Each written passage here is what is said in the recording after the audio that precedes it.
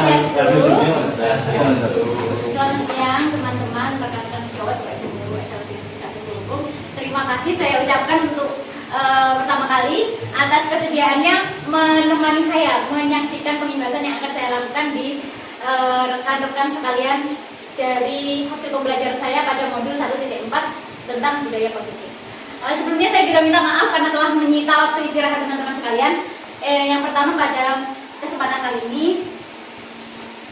sebentar, yang terhormat Ibu Aka, yang saya hormati rekan-rekan Bapak Ibu guru sekalian,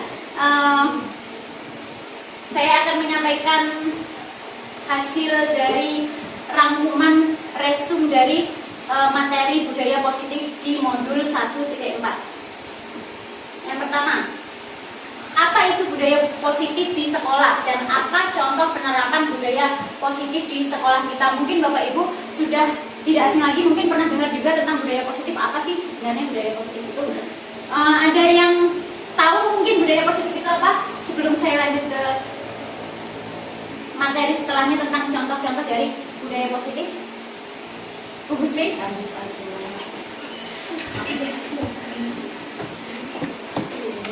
Apa Bu Gusti? Contohnya tentang budaya positif. Budaya positif adalah suatu budaya atau kebiasaan di sekolah yang bersifat positif yang bisa kita lakukan atau kita terapkan. Ya bagus sekali guru PKN. Contohnya Bu Gusti. Contohnya apa Bu Gusti? Contohnya budaya positif misalnya di sekolah. Datang tepat waktu, Bu. Bagus, terima kasih Bu Aka, bagus sekali. Salah satu contoh budaya positif yang kita harus contohkan kepada murid salah satunya adalah datang tepat waktu. Namun sebenarnya apa sih budaya positif yang kita sudah dapat sudah terapkan di sekolah kita? Nah, ini adalah contoh-contoh budaya positif yang telah saya rangkum, saya amati di sekolah kita yang sudah berjalan, dan itu berjalan sudah sangat lama dan bagus sekali. Yang pertama adalah upacara bendera. Tidak perlu kita pertanyakan lagi ya kenapa upacara bendera sangat penting.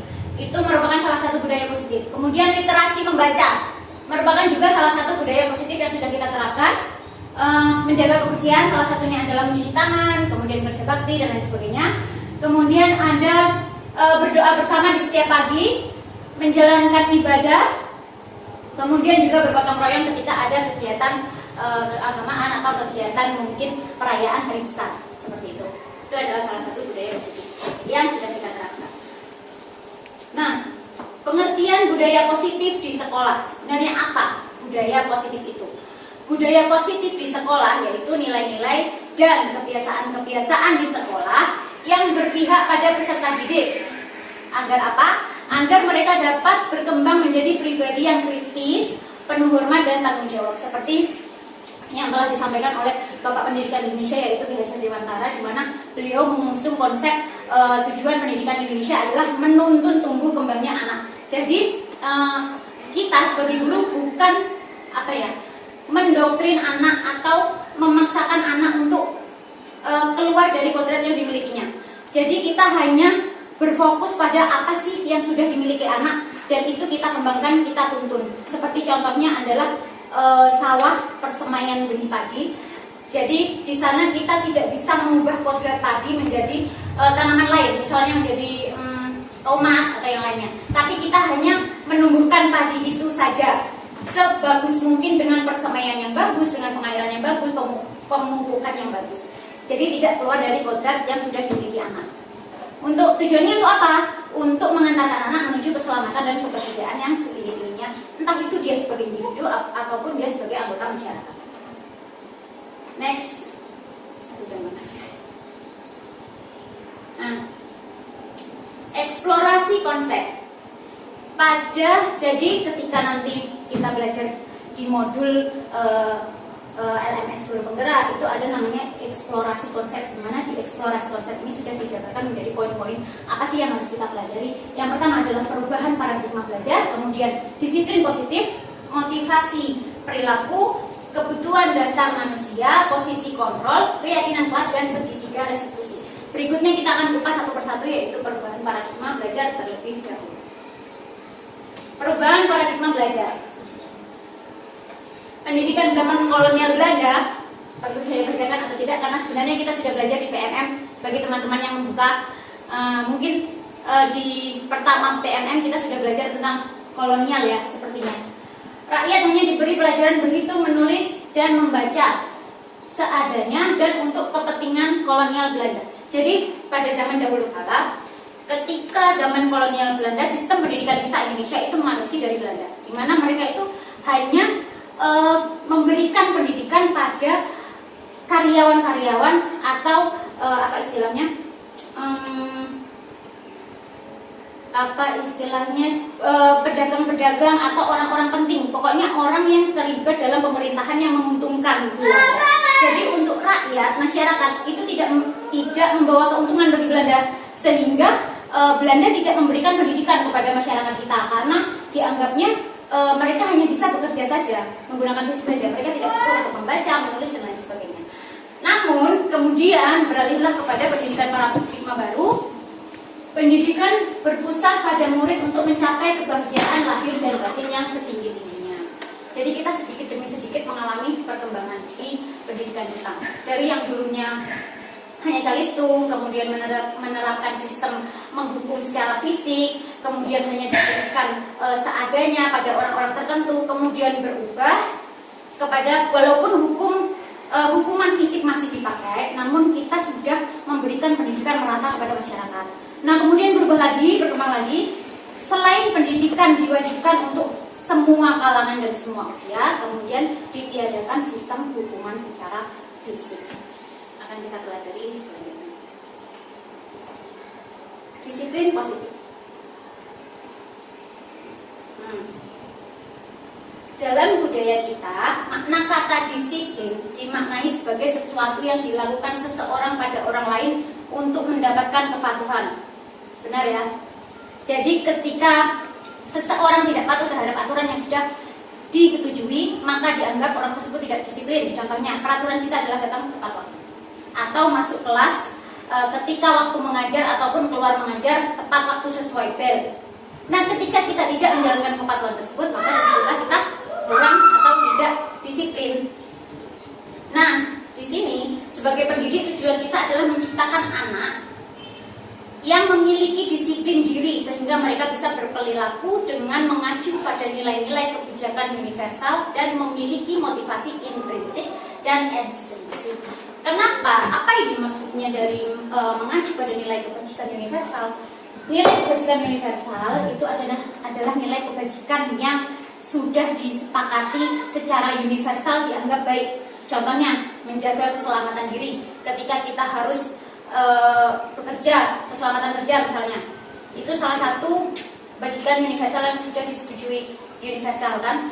Kemudian memakai helm atau kasih sayang kepada sesama manusia, seperti itu. Nah, di sini nilainya diacu dari mana? Dari faktor intrinsik dan ekstrinsik anak. Dari dalam dan luar. Dari luar itu contohnya motivasi dari orang lain dan lain sebagainya. Dari intrinsik adalah dari diri dia sendiri, dari anak sendiri. Maka di sini nanti kita akan ditekankan arahnya, terlebih pada kurikulum merdeka ini adalah pada gimana sih cara kita menumbuhkan intrinsik anak, untuk anak menyadari apa yang harus dimilikinya, apa yang penting untuk masa depannya, tanpa kita harus mendoktrin atau memberikan hukuman secara fisik.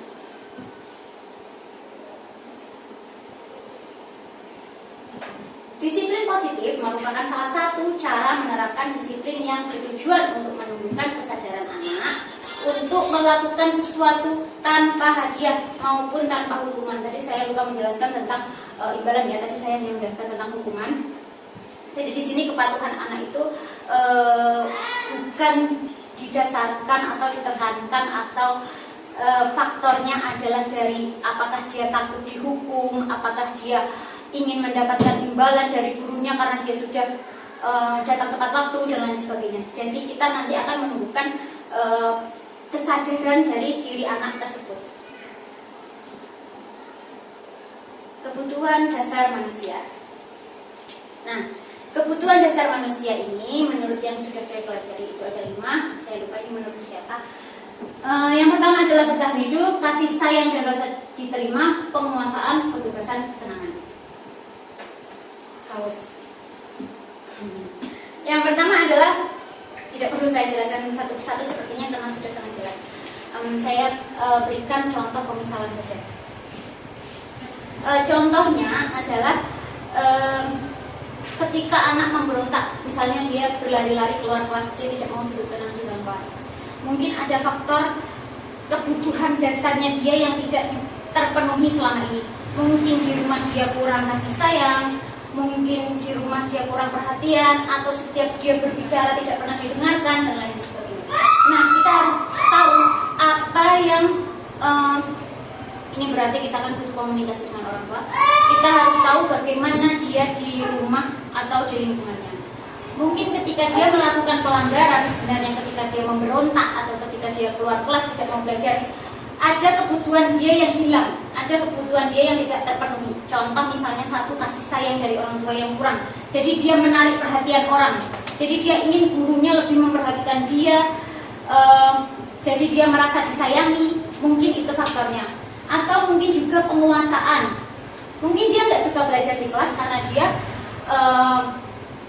kurang kebebasan. Jadi dia tidak bebas, kebebasannya kurang karena mungkin di rumah dia juga dikekang. Atau mungkin untuk penguasaan ini contohnya ketika dia mampu membuat guru menuruti apa yang dia katakan, dia akan merasa sudah menguasai guru. Jadi dia akan nyaman setelah dia merasa menguasai guru tersebut. Jadi penting sekali untuk kita mengetahui kebutuhan dasar anak apa yang kurang atau belum terpenuhi selama ini. Karena setiap pelanggaran yang siswa lakukan itu pasti ada sesuatu di baliknya. Mungkin dia cari perhatian, mungkin dia ingin menunjukkan dirinya seperti itu. Jadi kita harus tahu sebelum kita mengajak anak untuk mengetahui konsekuensi apa dari pelanggarannya, kita harus mencari tahu dulu sebenarnya apa yang dia butuhkan. Motivasi perilaku manusia. Motivasi adalah dorongan yang timbul pada diri seseorang secara sadar untuk melakukan tindakan dengan tujuan tertentu. Jadi setiap anak sama pula seperti orang dewasa selalu memiliki motivasi untuk melakukan sesuatu. Nah, entah itu dari dalam dirinya ataupun dari luar. Kita akan pelajari dua jenis motivasi perilaku manusia, intrinsik dan ekstrinsik. Kita sudah sering sekali, terutama sebagai guru sekolah luar biasa, pasti sudah tahu motivasi-motivasi seperti ini sering sekali dibahas tentang motivasi intrinsik dan ekstrinsik. Motivasi intrinsik ini berasal dari diri sendiri. Murid melakukan disiplin dikarenakan sadar akan nilai-nilai kebajikan dalam dirinya. Jadi dia sudah mengetahui ini adalah tingkatan tertinggi dari sebuah motivasi ya. Tingkatan tertinggi dari motivasi adalah kesadaran akan nilai-nilai kebajikan yang dia anggap benar, yang harus terinternalisasi dalam dirinya sendiri. Jadi itu karena kesadaran dirinya sendiri memang. Nah, yang kedua adalah motivasi ekstrinsik, motivasi yang berasal dari luar. Seperti yang tadi saya sudah jelaskan, murid melakukan disiplin karena takut hukuman, atau murid melakukan disiplin karena ingin sebuah imbalan, dan lain sebagainya.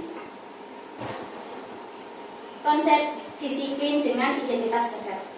Identitas yang gagal. Ini ada dua. Untuk yang pertama konsekuensi, ini letaknya ada di bawah restitusi. Restitusi ada yang paling tinggi. Yang konsekuensi, penguatan jangka pendek, perlu monitoring jangka berkelanjutan, perlu adanya stimulus respon, kemudian murid menghormati peraturan, kehilangan waktu untuk merenungi kesalahan. Jadi ini lebih seperti kita hanya memberitahukan kepada murid, kalau kamu melakukan ini, maka kamu akan mendapatkan ini, dan hubungannya akan seperti ini. Begitu. Nah, bedanya dengan restitusi, murid bertanggung jawab atas perilakunya sendiri. Dua, fokus pada pemecahan masalah jangka panjang. Murid lebih menghargai dirinya dan juga menghargai orang lain. Kemudian teori kontrol, dirinya sendiri yang memegang kontrol. Murid bersemangat memperbaiki kesalahan. Yang pertama, kita bahas satu sedikit ya. Murid bertanggung jawab atas perilakunya. Jadi ketika murid melakukan kesalahan, adalah tugas kita bertanya dulu kepada dia, apakah yang kamu lakukan ini benar atau salah. Dia harus mencari tahu harus memikirkan sendiri apakah dia itu salah atau dia itu benar, kemudian apa bentuk pertanggungjawaban yang akan dia lakukan ketika dia melakukan hal itu, apa akibatnya untuk orang lain, untuk dirinya sendiri, seperti itu. Kemudian fokus pada pemecahan masalah jangka panjang.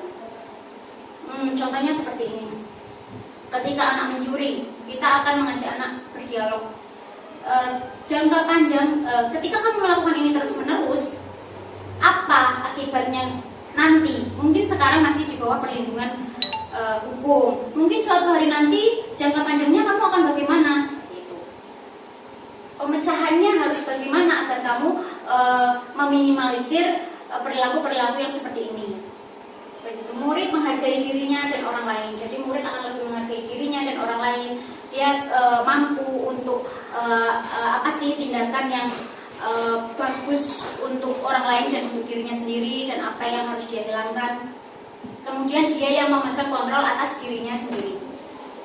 Jadi di sini kita lebih pada restitusi ini kita lebih mengembalikan masalah lagi kepada murid. Kemudian untuk solusi pemecahan masalahnya kita kembalikan lagi kepada murid, dan untuk pertanggungjawabannya juga semuanya dikembalikan kepada murid. Dari mulai pertama mencari tahu tentang benar atau salah dari perilakunya, kemudian bagaimana cara pemecahannya, bagaimana cara dia memperbaikinya, kemudian mengembalikan lagi dia kepada kelompoknya, dikembalikan lagi ke temannya. Kamu sekarang sudah bergaul dengan temanmu, berarti kamu harus konsisten untuk melakukan apa yang telah kamu setujui tadi, bahwa kamu tadi telah menyetujui, kamu akan berubah, kamu tidak akan melakukannya lagi. Berarti kamu harus konsisten terhadap itu agar kelompokmu dapat menerimamu. Kurang lebih. Konsep disiplin dengan pendekatan restitusi, sebuah cara menanamkan disiplin pada murid. Apa itu restitusi? Kita sudah bicara sampai kemana-mana, namun baru kita bahas apa itu restitusi. Restitusi adalah proses menciptakan kondisi bagi murid untuk memperbaiki kesalahan mereka sehingga mereka bisa kembali ke kelompok mereka dengan karakteristik yang lebih kuat. Jadi ketika kita tadi berdialog dengan murid untuk mencari tahu tentang menganalisis lah kesalahannya dia, kemudian kita akan mengembalikan mereka kepada kelompoknya. Tapi sebelumnya kita membuat kesepakatan dengan dia bahwa dia sanggup untuk memperbaiki kesalahan-kesalahan yang telah dia lakukan, baru mengembalikan dia kepada kelompok dengan karakteristiknya yang lebih kuat, menjadi dirinya sendiri yang lebih kuat, yang lebih utuh lagi, dan lebih bijak lagi. Ciri-ciri restitusi. 1. Menguatkan dan fokus pada murid. 2. Fokus pada karakteristik bukan tindakan. 3. Bukan menebus kesalahan namun belajar dari kesalahan. 4. Mencari kebutuhan dasar yang mendasari tindakannya, tawaran bukan paksaan, memperbaiki hubungan, dan menuntun untuk melihat kesalahan. Yang pertama, menguatkan dan fokus pada murid. Seperti yang telah saya jelaskan tadi, ketika anak dikembalikan kepada kelompoknya dengan masalah-masalah yang sudah kita bahas bersama, kita kembalikan kepada dia pemecahannya dan lain sebagainya, kemudian dia akan kembali dengan karakteristik yang lebih kuat. Dia akan, jadi kita di situ orientasi kita adalah fokus terhadap murid. Kemudian karakteristiknya bukan tindakannya. Jadi lebih ke membangun karakter dari dalam dirinya, bukan hanya berfokus pada kesalahan tindakan yang dia lakukan. Jadi membangun karakter. Kemudian bukan menebus kesalahan namun belajar. Jadi ketika dia melakukan sesuatu bukan untuk menebus apa yang sudah dia lakukan tadi. Misal dia mencuri, kemudian penebusannya adalah dengan apa? Tidak. Tapi belajar bagaimana dia bisa belajar memahami apa kesalahannya tersebut dan untuk menjadi lebih baik. Mencari kebutuhan dasar yang mendasari tindakan. Nah, ini kebutuhan dasar yang tadi sudah saya jelaskan tentang kebutuhan dasar manusia. Kenapa dia melakukan tindakan seperti itu? Apa yang mendasari dia melakukan kesalahan seperti itu? Apakah dia kebebasannya yang kurang, atau penguasaan diri yang kurang, atau kasih sayang yang kurang? Kemudian tawaran, kita menawarkan, bukan memaksakan. Kamu harus begini, kamu harus begitu, tidak. Kita menawarkan. Bagaimana kalau begini? Bagaimana kalau begitu? Apa kamu setuju kalau begini? Apa kamu setuju kalau begitu? Saya inginnya begini, saya inginnya begitu. Berarti kamu sudah menyepakati bahwa besok kamu harus begini ya? Iya. Nah, memperbaiki hubungan dan menuntun untuk melihat kesalahan. Contoh kasus anak terlambat sekolah.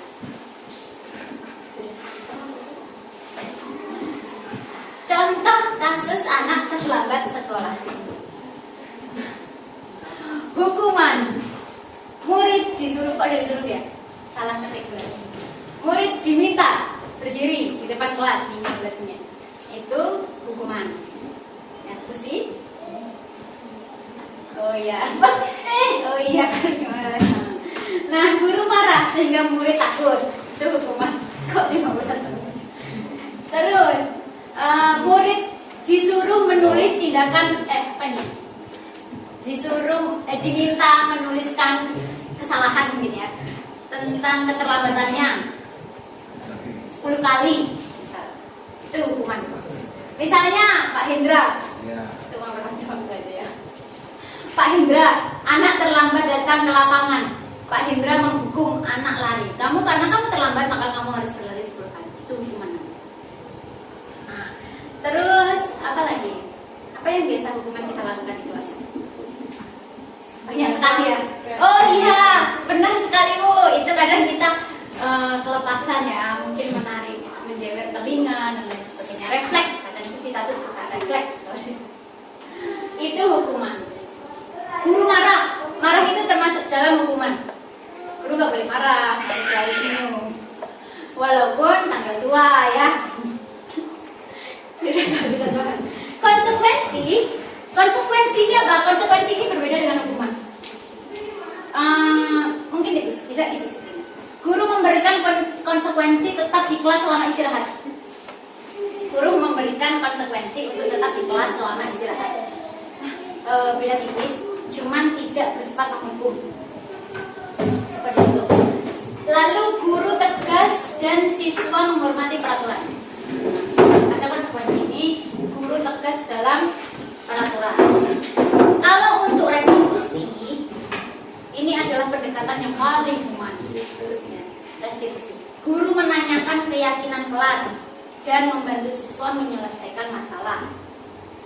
Yang kedua, guru terbuka dan murid menghormati dirinya.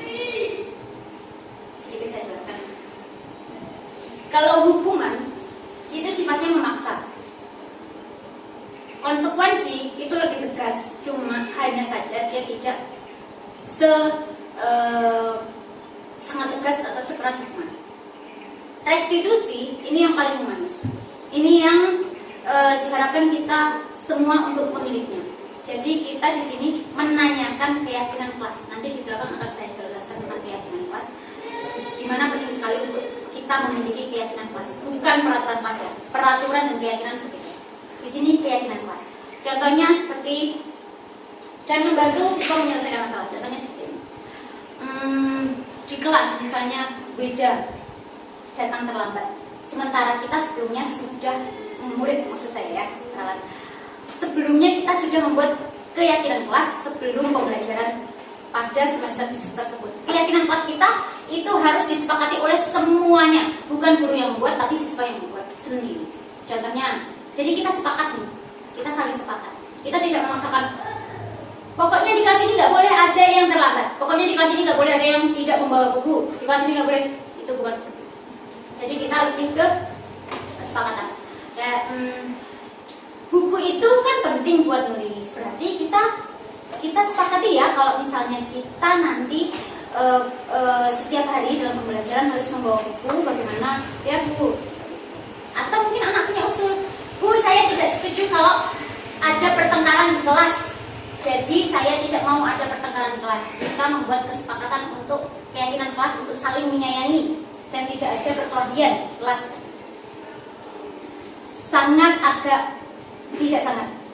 Agak sulit, namun bukan tidak mungkin di SLB. Semua ada permakluman. Nah, lalu guru membantu siswa menyelesaikan masalah tersebut. Kenapa kamu terlambat? Kamu tahu nggak kalau kamu melanggar keyakinan kita? Iya, saya tahu. Keyakinan mana yang kamu langgar? Keyakinan yang ini, Bu. Tidak, kita sebaiknya datang tepat waktu. Ya, benar, kamu melanggar keyakinan yang telah kita sepakati tentang datang tepat waktu. Lalu sebenarnya apa yang membuat kamu terlambat? Bu, tadi saya begini. Bagaimana agar besok kamu tidak terlambat lagi? Sepertinya saya harus menyiapkan buku dan peralatan tulis itu di malam hari, sehingga di pagi hari saya tidak kelambatan. Seperti itu. Ya, bukan langsung kamu datang terlambat, kamu berdiri di depan, kamu tidak boleh mengikuti pelajaran selama 1 jam ke depan dan lain sebagainya. Terbuka dan murid menghormati dirinya. Guru terbuka. Ya. Terbuka dalam arti semua harus dikomunikasikan dengan murid, bukan hanya sebelah pihak. Kita di sini di kurikulum yang baru ini kita melibatkan serta murid, di mana kita mengakui keberadaannya, sehingga ketika ada apapun di kelas dan interaksi dengan siswa harus melibatkan siswa dan menghormati dirinya sendiri sebagai manusia yang harus bijak dari perilaku dalam berinteraksi sosial dan itu berbeda ya. Kemudian selanjutnya ada 5 posisi kontrol. Sudah berapa posisi kontrol? Posisi kontrol ini adalah posisi mengendalikan yang biasa dimiliki oleh guru. Guru bisa memiliki di bagian manapun di sini. Guru bisa memiliki posisi manapun, bisa jadi pendukung, teman, pemantau, pembuat rasa bersalah, dan manajer. Yang mana yang baik, yang mana yang buruk? Bu Gusti, bantu saya untuk menentukan posisi kontrol mana sih Bu Gusti sebenarnya sudah berada di sebelah mana? Pemantau, bagus sekali. 1 tingkat lagi menuju sempurna. Oke, Bu Waka sudah pada posisi kontrol yang mana? Sebelum saya jelaskan.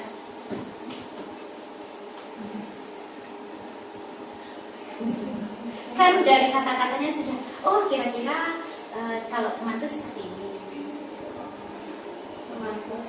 Pemantau. Oke. Bu Afifah? Teman? Oke, Pak Daus? Teman. Kita duduk aja. Pak Iga Bagus? Manajer. Oke, kita tanya bagaimana sih manajer itu ya? Kapan jawabannya manajer? Pak Indra seperti apa? Teman. Pak Gede? Oh, Pak Gede, mohon maaf, saya bacakan. 5 posisi kontrol Pak Gede di sini. Yang pertama ada hukuman, yang kedua ada teman, lalu ada pemantau, ada pembuat rasa bersalah, dan ada manajer. Mohon maaf, ternyata urutannya terbalik, teman-teman. Harusnya yang pertama adalah penghukum. Pertama penghukum, kedua pembuat rasa bersalah, teman itu letaknya di nomor 3. Mohon maaf. Ini saya ralat sekalian agar tidak salah pemahaman. Yang pertama, penghukum itu yang sebaiknya kita tidak punya ya. Jangan, itu sebaiknya dihilangkan. Kemudian pembuat rasa bersalah, teman adalah yang ketiga, pemantau yang keempat, dan manajer yang kelima. Dari yang pertama, penghukum, sudah jelas. Sering menghukum, sering marah. Dia menggunakan rasa takut siswa untuk membuat siswa patuh. Jadi kalau dia merasa hanya dengan cara marah itulah atau dengan cara menghukum itulah, maka kepatuhan siswa akan bagus. Nah, kedua, membuat rasa bersalah seperti apa?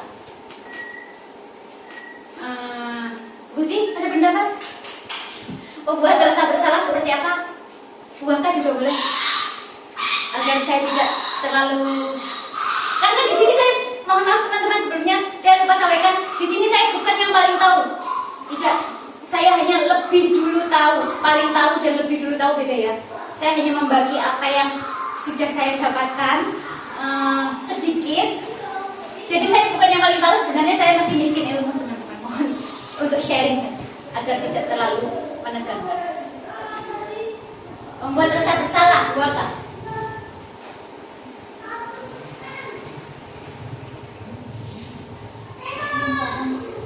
belum paham? Baik, saya jelaskan pembuat rasa bersalah ini adalah dalam setiap kalimat yang dia katakan kepada siswa itu seperti menyudutkan siswa sebagai anak yang posisinya itu salah. Seperti ini, ibu begini gara-gara kamu seperti ini. Ibu jadi tidak bisa ikut rapat gara-gara kamu begini begitu begini. Kamu tidak kasihan sama ibu. Kenapa kamu begini? Kenapa kamu selalu begini? Kenapa kamu selalu merugikan orang lain? Jadi semua masalah disudutkan kepada anak sehingga anak sangat merasa bersalah. Padahal sebenarnya menurut teori psikologis, pembuat rasa bersalah ini adalah yang paling bahaya di antara semuanya. Kenapa? Karena mental orang berbeda. Ketika dia disudutkan seperti mendekati kebaling, nanti jatuhnya semakin jauh akan kebaling. Dia disudutkan terus, dia dipojokkan, dia dibuat merasa sangat bersalah. Apa yang dilakukan? Itu mempengaruhi psikologisnya. Ketika mempengaruhi psikologis, kita tidak tahu apa yang akan terjadi pada dia. Mungkin dia akan drop, mungkin dia akan masuk rumah sakit, mungkin mentalnya akan hancur, mungkin kita sudah membunuh mentalnya dia. Seperti itu. Itu membuat rasa bersalah. Kalau untuk saya pribadi, selama ini sepertinya yang saya lihat adalah saya masih di posisi teman, itu di posisi yang ketiga, dimana kita menganggap anak itu sebagai teman. Ketika kita meminta anak untuk melakukan sesuatu, kita cenderung berkata seperti ini, ayolah lakukan, kamu kan baik sama ibu, seperti itu. Ayo dong, seperti itu. Jadi lebih ke teman, sebenarnya merangkul. Hanya saja kekurangan dari posisi teman ini adalah anak itu hanya mau pada ibu itu terus, dia tidak akan patuh kepada guru yang lain karena dia hanya berteman sama satu guru, sehingga dia akan menolak untuk patuh pada yang lain karena temannya hanya satu. Itu kekurangan, salah satu kekurangan, masih banyak lagi. Kemudian yang ketiga, pemantau. Pemantau di sini yang saya tadi sempat kulik-kulik juga, sempat saya jelaskan sedikit. Pemantau ini adalah tegas, lebih tegas namun tidak marah ya, menegaskan anak untuk mencari konsekuensi dari perbuatannya. Kamu kenapa begini? Ini. Jadi kita meminta anak untuk mencari tahu konsekuensinya, namun tidak menggunakan hukuman. Namun di sini tidak seperti manajer. Manajer tingkatnya di atas pemantau. Manajer ini mengkolaborasikan antara teman dan pemantau. Kalau teman adalah merangkul, manajer di sini dia merangkul, dia memantau. Jadi kita meminta anak untuk mencari tahu apakah perbuatannya itu benar atau salah, kemudian konsekuensinya apa, pemecahnya apa, kamu harus kembali ke kelompokmu seperti bagaimana, seperti itu. Jadi yang kita harus miliki adalah manajer. Mohon maaf ini urutannya salah.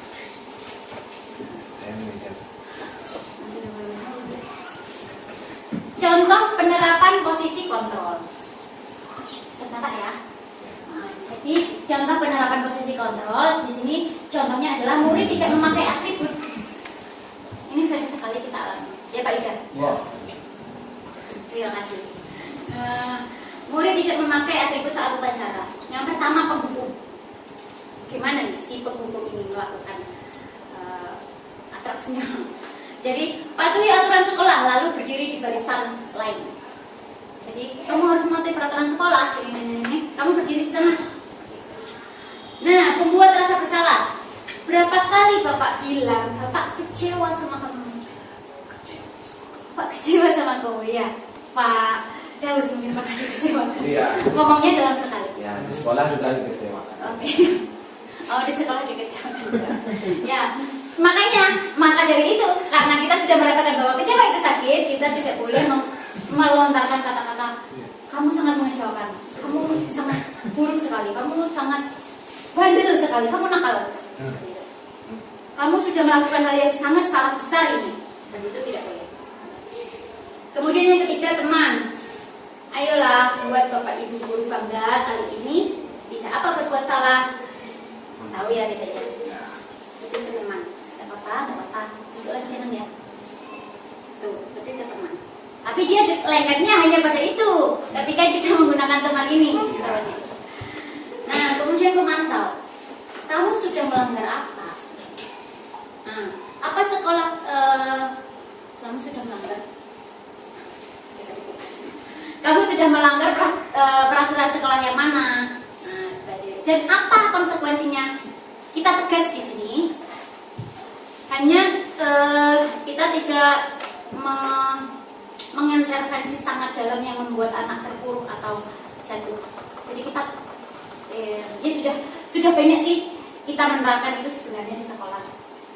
Manajer, apakah kamu tahu kesalahan kamu? Kira-kira bagaimana memperbaiki kesalahan kamu? Bagaimana? Tahu bedanya ya? Jadi di manajer ini dikembalikan ke siswa. Apa yang kamu lakukan? Kenapa kamu melakukan? Apa konsekuensinya? Bagaimana cara kamu memperbaiki? Dan sebagainya.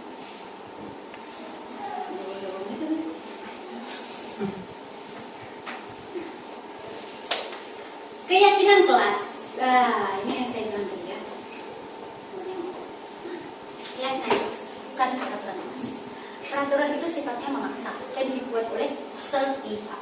Kalau keyakinan dibuat oleh bersama, bukan bisa oleh audiens.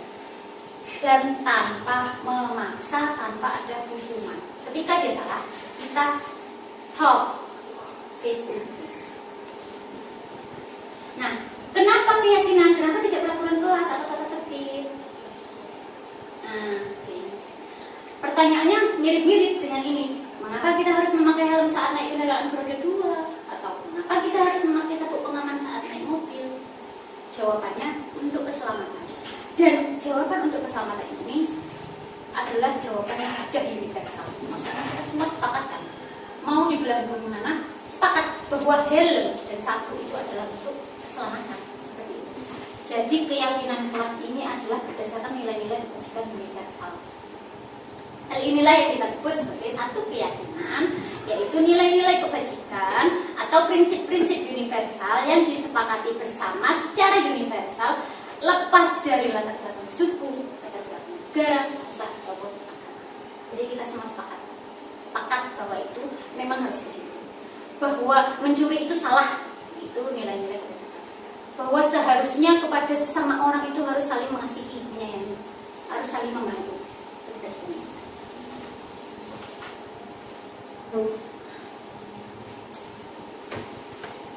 Menurut Gosen apa Gosen? Apa Greg? Apa Gosen? Ya, oke. Menurut Gosen pada tahun 1998, jadi Gosen ini adalah seorang filsuf dan psikolog. Beliau membuat sebuah teori, menemukan suatu teori bahwa suatu keyakinan itu akan lebih memotivasi seseorang dari dalam atau memotivasi secara intrinsik. Seseorang akan lebih tergerak dan bersemangat untuk menjalankan keyakinan daripada sekadar mengikuti peraturan. Siapa sih orang yang mau diatur dan kita kayak ketika kita sudah melihat tidak munafik saya bercerita tentang diri sendiri. Sebenarnya peraturan itu sangat mungkin untuk anak-anak sangat membosankan dan menyebalkan. Dimana kita masih sangat suka untuk mengeksplor segala sesuatu di lingkungan, tiba-tiba ada dilarang begini, dilarang begitu, seperti itu. Ketika melakukan kesalahan langsung dihukum, memakai sepatu putih tidak boleh. Padahal kan kita berpikir sepatu warna-warni itu sangat indah sekali. Tapi kenapa ketika saya memakai sepatu warna-warni saya dijewer guru saya seperti itu. Jadi gimana nih biar anak-anak memahami, meyakini nilai-nilai yang baik itu tanpa kita harus menggunakan cara-cara yang salah yang justru akan menghancurkan mentalnya dia.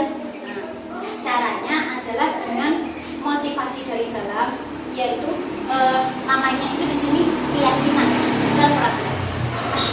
Nah, jadi anak akan dengan sendirinya itu tergerak ketika dia sadar. Dia sudah menyadari.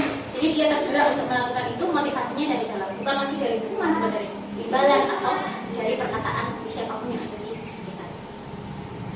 Nah, bersemangat, seseorang yang lebih tergerak dan bersemangat untuk menjalankan keyakinan daripada sekedar mengikuti serangkaian peraturan. Seperti itu ya. Jadi di sini kita sudah tahu bahwa keyakinan itu ya tanpa paksaan, lebih menekankan pada kesadaran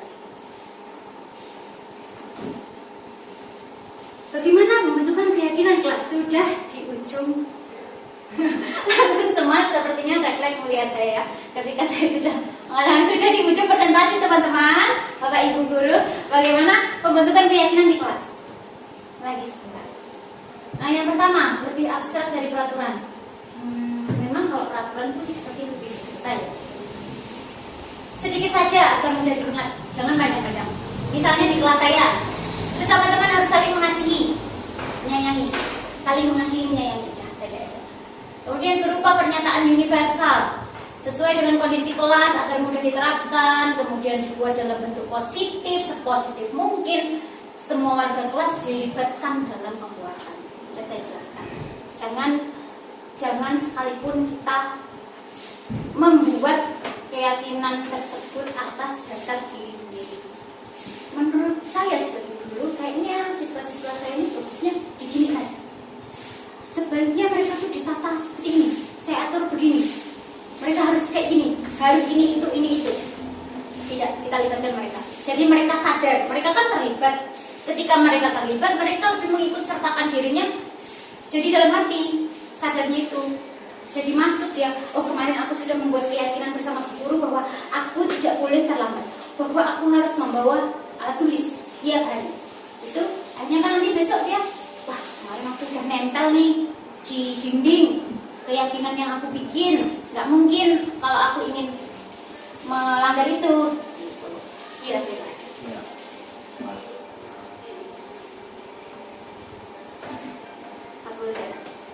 Segitiga restitusi.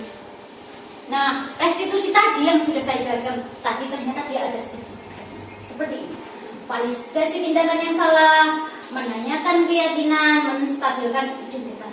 Kata-katanya agak berat. Oke. Validasi tindakan yang salah. Kamu tentunya punya alasan mengapa melakukan itu. Dikembalikan kepada siswa lagi. Memvalidasi tindakannya dia itu benar atau salah. Kamu tentunya punya alasan. Apa alasannya dia melakukan itu? Itu divalidasi. Adakah cara yang lebih baik untuk mendapatkan yang kamu butuhkan? Apa caranya? Kemudian menanyakan keyakinan. Ditanyakan, setelah kita tanya apa alasannya, apa sih alasan kamu? Kita tanya, keyakinan apa kemarin yang kita buat? Ayo ingat-ingat yang kemarin kita udah bikin apa? Bikin kesepakatan apa kita kemarin? Kamu ingin menjadi orang yang seperti apa? Kamu inginnya gimana sih? Apa yang kamu inginkan? Saya ingin diperhatikan oleh teman-teman. Saya ingin paling menonjol di kelas. Kita penuhi itu kebutuhannya. Kita harus penuhi apa yang dia butuhkan. Kalau memang dia suka untuk menonjol di depan kelas, suka diperhatikan temannya, ajak dia lebih interaktif. Pembelajaran lebih interaktif, dia lebih banyak maju ke depan. Untuk memenuhi kebutuhan yang tidak ada di dirinya yang hilang itu, agar apa? Dia tidak melakukan pelanggaran. Kemudian menstabilkan identitas. Setiap orang pasti pernah melakukan kesalahan. Kamu bukan satu-satunya yang pernah melakukan itu. Jadi di situ kita bukan hanya sekedar bertanya, tapi kita memberi dia penguatan seperti teman, seperti seorang teman. Gak apa-apa kok kamu hari ini seperti ini. Gak apa-apa kamu melakukan itu. Kemarin dulu waktu sekolah juga sama, ibu sering membolos. Gak apa-apa. Semua orang itu pernah melakukan kesalahan.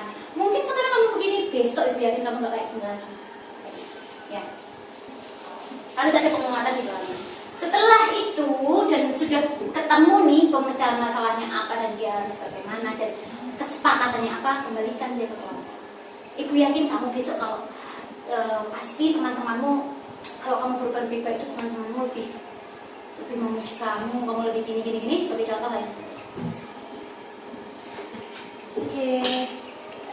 Itu ya, 3 tahapan di sebelah segitiganya sebelah kiri, 3 tahapan di sebelah kanan, menunjukkan identitas, validasi tindakan yang salah, tentang alasannya dia, kemudian dia ingin menjadi orang seperti apa.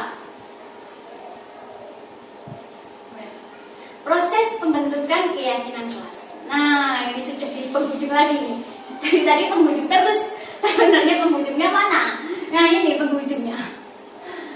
Proses pembentukan keyakinan kelas. Ini bisa beragam ya. Tiap guru bisa berbeda. Tapi ini yang saya dan beberapa teman sudah terapkan. Yang pertama adalah bersama-sama merumuskan keyakinan di kelas. Kita kita merumuskan bersama, kita duduk bersama, menyiapkan segala peralatan yang mungkin kita butuhkan dan mengusahakan semua siswa itu ada di kelas dan dalam keadaan yang mereka sudah bersemangat, tidak ada yang lagi bete atau lagi marah atau lagi tantrum seperti itu. Kemudian setelah kita duduk, kita saling berdialog. Kita pada pembelajaran semester ke depan itu kita akan banyak berinteraksi nih. Nah, bertemu teman, bertemu guru.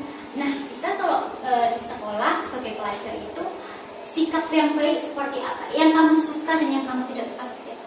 Bu, saya tidak suka dijahili teman. Oke, ada lagi yang tidak suka dijahili teman, saya bu, semuanya tidak suka. Kemudian ditulislah saling tidak boleh bertengkar atau sebenarnya kalau tidak salah tidak boleh memakai kata tidak ya. Jadi kita seperti ini aja. Harus saling sayang menyayangi dalam teman sekelas seperti itu.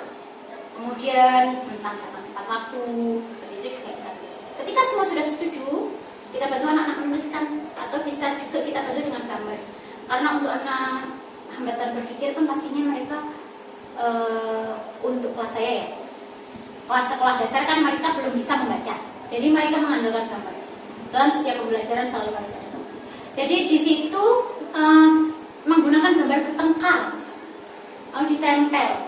Semua kesepakatan yang sudah dibuat itu ditempel pada papan, di mana anak-anak mudah untuk melihat kembali, mudah untuk mengakses, jangan tinggi-tinggi maksudnya. Lalu juga kita bisa merecall dia tentang ingatannya dia tentang kemarin yang sudah kita lakukan, bahwa kita ini sudah membuat seperti ini kemarin. Kamu seharusnya mematuhi seperti itu. Nah, menempel gambar sesuai keyakinan kelas satu persatu oleh anak. Jadi lebih baik sih kalau anak satu persatu punya pendapat. Tapi kalau misalnya tidak ada semuanya, karena mungkin kelasnya seperti saya kredit sekali itu kan nggak mungkin 15 keyakinan kelas itu mereka pasti akan pusing ya. Ini aku melanggar yang mana nih, hanya 15 kertas ketempel gitu. Anak dengan hambatan intelektual kan nggak mungkin. Jadi mungkin kita ambil 5 atau kita ambil 4 gitu juga. Begitu. Oke. Sudah sekian, terima kasih Bapak Ibu Guru. Terima kasih banyak.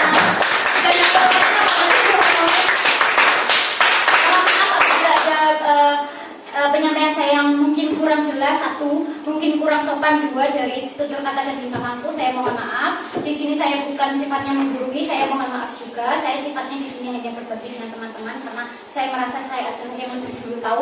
Jadi saya punya tanggung jawab, punya kewajiban untuk meng-share ke teman-teman yang mungkin teman-teman belum tahu. Jadi di sini kita sifatnya sharing aja. Untuk masukan saya terbuka sekali, untuk kritik dan saran saya sangat terbuka sekali. Untuk pertanyaan, jika sebisa mungkin saya bisa menjawab, saya jawab. Jika tidak, saya beri. Mungkin teman-teman ada yang bertanya, terima kasih. Ada share, mungkin ada share. Pernah nggak sih kemarin membuat keyakinan kelas? Bu Abifah mungkin share, belum pernah melakukan. Adakah rencana untuk kedepannya melakukan? Mungkin ada rencana, tapi keterbatasan saya dari siswa saya itu sebagian besar belum bisa untuk berkomunikasi secara. Kira-kira solusinya jika anak belum bisa berkomunikasi ini ya kan pasti itu yang mengalami hambatannya bukan cuma Bu Afifah tapi banyak orang. Bagaimana solusinya? Mungkin ibu kita bisa berikan Saya kembalikan lagi, mungkin Ibu Waka saja yang menjawabnya. Silakan Ibu Waka. Ya ke Bu Rita aja, pengalamannya gimana sudah membuat kesepakatan kelas. Di sharing aja Bu. Baik, kemarin tuh saya di kelas yang dulu sebenarnya bukan di kelas yang sekarang. Di kelas yang sekarang saya karena ada bedanya kelas saya belum sempat membuat. Tapi untuk di kelas yang dulu, murid saya yang hanya berapa orang itu, berapa dan tiga itu, saya membuat kesepakatan dengan mereka. Karena mereka juga belum bisa menulis, akhirnya saya yang memperlihatkan gambar. Besok, apalagi ada anak di kelas saya yang dia hiper dulunya. Jadi saya sering mengingatkan dia, ayo kemarin kita sudah seperti ini kesepakatannya. Saya tanyakan lagi kepada temannya yang lain, boleh nggak seperti ini? Nggak boleh. Kenapa? Boleh sakit. Karena kemarin saya anak kelas kecil jadi agak susah untuk mengajak interaksi yang lebih dalam ya. Jadi hanya sekedarnya sebatas yang dia paham saja, cuma dengan gambar. Dan memang lebih banyak dominan, tapi dominannya itu untuk memancing agar ada komunikasi dengan siswa tersebut, karena masih sangat susah, apalagi ada yang tidak bisa berbicara. Ini Pak Daus? Tidak ada, silakan beri saja. Kami jelaskan. Baik. Siapa lagi? Mungkin Pak Gede sepertinya sangat memperhatikan sekali. Terima kasih Pak Gede. Tolong utarakan pendapatnya atau berbagi apa. Mungkin Pak Gede sempat membaca di luaran sana. Pak Gede karena suka membaca, mungkin ada dapat ilmu apa bisa di-share.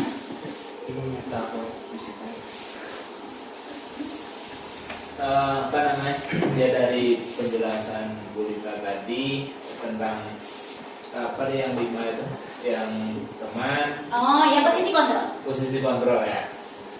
Mungkin ya setelah dijelaskan oleh Bu Rita, mungkin saya lebih terbayang ya posisi saya selama ini di mana. Mungkin kebanyakan sih posisinya di teman yang nomor 3. Kalau menurut saya ada kekurangannya juga ya, selain apa namanya, selain mungkin kepada kita saja yang murid itu patuh, di samping itu juga akan membuat sesuatu seperti apa ya, nyampahan, bahasa Indonesia nyampahan, Apa itu? menyempilikan ya. Oh, Menyempilikan. Oh, benar sekali. Ya, itu memang salah satu yang saya lupa. Sebenarnya ada banyak kelemahan dari posisi teman ini, tapi saya sangat lupa salah satunya. Ya. Dia akan jadi seperti meremehkan karena menganggap kita tuh ya sama aja. Ya sama nganggap teman biasa. Ya, benar. Ya. Ada lagi Pak Gede mungkin di posisi teman itu dalam pengalamannya Pak Gede? Ada yang lain? Apa? Gitu.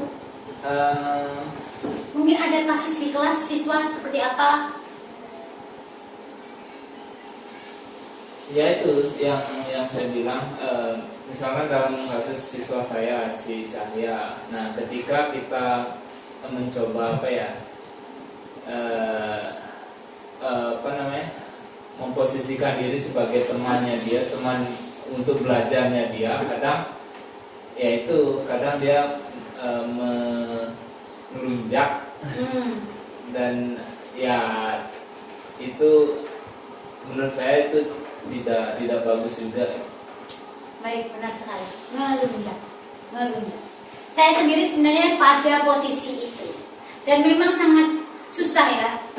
Dan kebetulan Wede itu sangat seperti saya dulunya ya. Seperti tidak mempunyai rasa takut, rasa segan, jadi malah cenderung siswa yang mendominasi pembelajaran. Dan ketika kita membicarakan apapun atau membahas apapun, dia masuk saja. Padahal etika masuk ke pembicaraan orang itu juga ada. Yang harusnya di anak usia segitu harusnya sudah tahu. Tapi dia mengungkap dan dia tidak mau dikontrain. Ya seperti itu kira-kira ya. Jadi sebenarnya sangat sulit juga posisi untuk lebih mengontrol anak. Dengan bagaimana seharusnya ketika kita terlalu seperti apa istilahnya? Terlalu ngeklop kali ya. Jadi mungkin rasa segannya terhadap guru itu sangat kurang. Saya merasakan itu. Dan juga dia memang sangat mendengarkan saya. Ketika saya minta, dia akan lebih patuh ke saya daripada ke orang lain. Bahkan mungkin dia berani membicarakan pengajar yang lain, guru yang lain. Nah, seperti itu ke saya. Dan mungkin cenderung dia membandingkan juga. Kenapa sih betul kayak gini? Tidak seperti itu begini. Itu begitu. Itu kelemahan. Maka sebisa mungkin kita harus padukan pemantau dan teman ini menjadi manajer. Manajer itu dia bisa seperti dia itu perpaduan antara teman dan pemantau. Kalau pemantau kita tegas, kita seperti pemantau itu. Kita lebih tegas, kita lebih serius, tapi kita tidak menggunakan hukuman ya. Kita hanya berdialog. Mana sih? Jadi Jadi harusnya dua-duanya. Nah, kalau dua-duanya ini dikombin, akhirnya kan jadi manajer. Jadi manajer itu sudah dikembalikan sepenuhnya Pak. Semuanya sih. Jadi kita lebih menghargai keberadaannya dia. Dia itu ada. Dia itu pendapatnya harus didengar. Dia itu mau ngomong apa silahkan ngomong, jangan takut. Kita tuh terbuka. Nah, nanti ketika kita melihat ada yang salah, saya tuh nggak suka sama dia. Saya tuh pengen dia tuh keluar aja dari sekolah ini. Nah, itu udah salah ya. Baru di situ kita masuk. Kita melibatkan kita nih, karena dia sudah mungkin dia sudah carut-carut, maksudnya nggak clear nih pemikirannya, dia nggak clear, keinginannya dia nggak clear. Jadi kita yang membantu meluruskan. Jadi di situ kita fungsinya hanya membantu meluruskan saja. Kalau untuk salahnya dia apa, dia tahu apa enggak, solusinya gimana tuh kembalikan. Solusinya gimana? Kalau udah kayak gini gimana? Apa nih perbaikannya besoknya? Kamu membuat kesalahan itu wajar, ibu juga pernah kok. Ibu juga dulunya bandel, ibu dulunya pembolos. Gak apa-apa, setiap orang melakukan kesalahan. Tapi ibu yakin besok kamu pasti lebih baik dari sekarang. Kamu harus percaya sama diri kamu. Kamu harus yakin kalau kamu tuh besok lebih baik dan lebih dicintai. Mungkin kebutuhan dasarnya dia yang dicintai oleh orang itu kurang, diperhatikan orang itu kurang. Kamu besok pasti akan dihargai teman-temanmu, dicintai, disayangi. Pak. Sudah 60 menit. 55 ya. 55. Mungkin ada pertanyaan untuk saya nih, atau mungkin kritikan nih. Kenapa sih Belita kalau ngomong cepet banget? Karena saya takut lupa nantinya. Kalau nggak cepet-cepet dia ngomongkan tuh nanti biasanya nyangkut seperti itu. Dua kali nih. Kira-kira segitiga restitusi itu gimana triksnya bisa dilakukan untuk anak-anak yang belum bisa berkomunikasi, yang masih susah berkomunikasi? Triksnya gimana untuk ini B apa C? Ya C. Kalau B dia kan masih dengan bahasa isyarat bisa. Tapi yang ada siswa kan dia sebenarnya bisa ngomong, tetapi dia tidak mampu mengeluarkan apa yang dia pikirkan. Nah, kira-kira teksnya gimana untuk menggali jika dia melakukan suatu kesalahan? Oke, baik. Terima kasih Bu Aka atas partisipasinya, memanjangkan durasi waktu saya. Baik, teman-teman, saya ulangi pertanyaannya ya, agar semuanya mendengarkan. Bu Aka bertanya, bagaimana untuk menerapkan ini nih segitiga restitusi ke anak-anak yang dia belum mampu untuk mengutarakan apa yang menjadi pemahaman dia, maksud dia di sini adalah anak dengan hambatan berpikir. Nah, agar saya tidak mendominasi pembicaraan, karena saya yakin Bapak Ibu guru di sini semuanya adalah orang-orang yang hebat, yang saya salut semuanya. Ya, saya kagum sih sebenarnya sama Bapak Ibu semuanya di sini karena keren-keren menurut saya. Ilmunya itu sangat banyak. Saya kembalikan lagi kepada teman-teman jawabannya. Mbak Ida, tolong. Oke. Biar ada interaksi kita Pak. Kalau menurut saya pribadi ya, mohon izin menjawab. Menurut saya pribadi, kalau anak belum mampu mengungkapkan dengan kata-kata, saya memberikan contoh perbuatan. Dia tinggal menjawab iya atau tidak, bagus atau tidak, seperti itu. Seperti itu yang perlu saya berikan pertanyaan kepada anak tersebut, karena dia tidak bisa mengungkapkan pasti. Kalau iya dan tidak pasti dia bisa, antara mengangguk dan menggeleng. Terima kasih. Oke, terima kasih Pak Ida, bagus sekali jawabannya. Saya tadi agak tidak terpikir itu, tapi ternyata benar. Iya, benar sekali. Mungkin tambahan lain teman-teman jawabannya dari PLB yang sudah mendalami selama 4 tahun, bahkan mungkin selama 6 tahun. Kalau itu ya. Kira-kira gimana nih caranya kita biar anak itu mampu mengutarakan maksudnya? Perwakilan dari 2 orang, silakan. Ibu yang mulia, silakan Bu. Hah? Oh, Bu Vivin katanya. Ya, ini sudah. Bu Vivin, bagaimana kira-kira? Kan kita dulu kan udah belajar PLB sangat lama ya, pasti tahu. Ini Pak. Sedikit. Kalau untuk mengutarakan di kelas saya untuk umum, mereka terbiasa mengutarakannya dengan isyarat. Kalau untuk tenaga kita, karena pertanyaannya tenaga. Mungkin bisa tadi selain perbuatan disediakan gambar. Oi, terima kasih. Bu Afifah menambahkan? Mungkin sedikit menambahkan bisa menggunakan kosakata yang lebih sederhana. Oh, Selain dibantu dengan gambar itu juga bisa. jadi gambar lalu dibantu pakai kata-kata pendek mungkin ya berapa huruf gitu ya, berapa kata gitu ya, 10 kata atau kata gitu ya. Oke, nah baik, saya rangkum Bu ya dari jawaban teman-teman. Saya sepakat sekali pertama dengan apa tadi Pak? Iya dari. Kalau dia mampu mengerti apa yang kita katakan untuk merespon dia dan tidak itu mereka udah paham benar nih. Oh udah makan? Ya, berarti dia maksudnya kan kadang ada yang nggak paham nih. Kita ngomong apa dia tuh karena memang belum paham gitu. Jangan bisa menggunakan itu, pastikan dulu tapi anaknya paham kalimat kita. Lalu dibantu dengan gambar.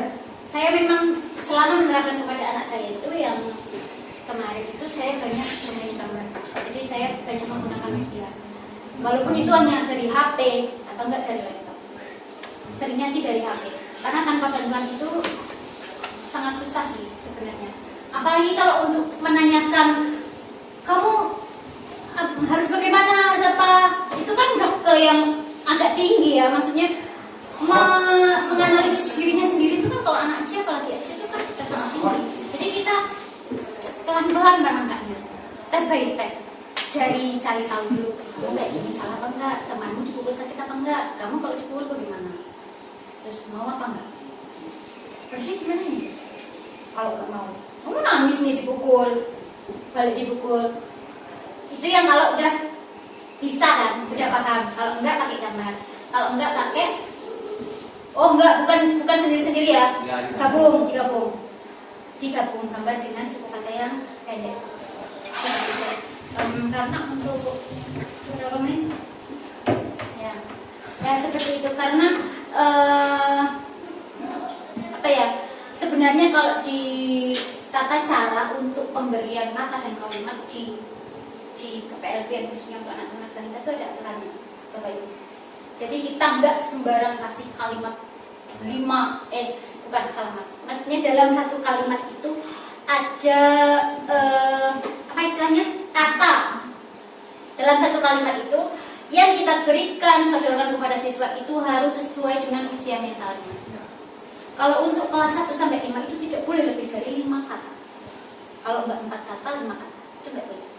Kelas 1 sampai 4 atau 5 ya. Gitu. Jadi jangan pakai kata-kata banyak-banyak. Jadi misalnya saling menyayangi. Sudah.